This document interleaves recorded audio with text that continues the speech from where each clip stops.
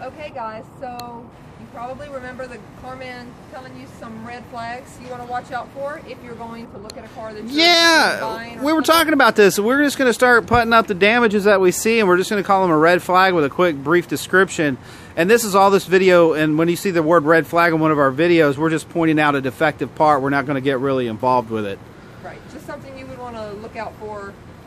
So what's wrong with this scene that we're looking at? Well, this is definitely not the hood that came on this car. This is not an OEM hood. No. What's some of the clues? Well, there's no VIN. There's no VIN. What about the factory markings? Well, there's nothing. You know, most hoods will show the belt routing and stuff underneath. There's none of that here. Yes, that's right. And the emissions, vacuum hoses. Yes, big color difference here. Yeah, you can see this thing has been obviously at some point replaced, and someone attempted to paint it. And this one, see, who says I don't get dirty for the cause, guys? This one actually has a sticker that says certified part. So this would be one of your red flags. Now, the reason I bring this up as a red flag, guys, you've went out and looked at a vehicle that you presumably think is a decent car, and you have no idea that there's anything wrong with it. This pops up. How does this affect the value of the car? What does it tell you about this car? This particular car, there's a reason they replaced the hood. Right, there's a reason, and it may not possibly be an impact. It may not be an impact. In this particular car's case, I would say it probably is, or was, based on the damage that we also have on our bumper. Yeah. Or bumper cover. We've got the split, a bunch of the paint knocked off. Mm-hmm. So I would say that's probably what happened in this case. And how does it affect the value? Well, well, a lot of ways. If you think you're buying a clean car, if anything was ever reported to an insurance company to fix, which probably in this case it wasn't, because it's right. So let me put it to you in dollars and cents. This car can never be worth any more than fair book value. Period.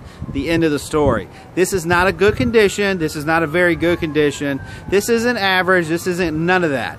This right here is called fair condition. It's had body panels replaced.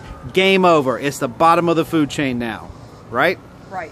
Anytime the paint scrapes, the dollars go down. And that's going to tell you something also for your how much time and money you will spend getting it ready for resale. You need to know these things to take that into account. And now this car, if you haven't, which you should have already done, pulled a Carfax on, but now you need to be putting up the pieces on before you purchase it. Why is it like that? And if you don't have a good concrete story, please go get a professional to come back with you and tell you that this car is okay. Because now you have to worry, is the front end going to track right? Has it been hit in the back? There's all kinds of things that come into factors now that you have to be concerned with as the ultimate owner, or if you're the reseller of this vehicle, because ultimately it's your responsibility to make sure you're giving a good product to the last individual that's going to be owning it, right? That's right, and that is also something that you need to remember and be aware of, whether you are buying from a private owner or if you're going to a dealership. Yeah, it doesn't matter where you're buying your car, dude. You need to look at it. Look under that hood. My youngest daughter did that. She went to a dealership, bought her little Altima, and they told her it was fine. It just had a little bump in the front. And tell them what happened, Carman. What's wrong with her car? Yeah, it's got a bump in the front where it takes 4 new tires to roll down the highway every 4 months. And anyway, it's a nasty little lawsuit. They just didn't know who her old poppy was, so I guess they're finding out now. Exactly. Anyway, I'm sure all y'all have had the 18-year-old kid that knows everything and does everything. I'm sure they have. We love her, but come on. She is a teenager. Yes.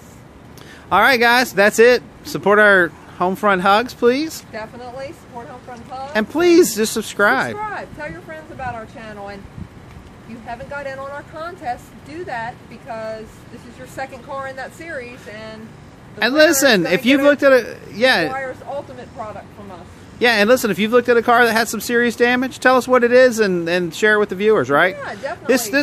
This whole thing that we got going on, we just want people talking. We want people sharing their life experiences. We don't claim to know everything, although I'm pretty close to it. I'm just kidding. Oh my gosh, Dragnet, I hope you heard that. I'm just kidding. That's proof of yesterday's comment, Dragnet. Hey, enough of this ganging up on Jamie stuff. Anyway, guys, please share your life experiences about these vehicles and anything that may have cost your family money. So hopefully you can help the next guy in line. Yes. Questions asked. Questions asked. We're open. We're like always available at some point during the day.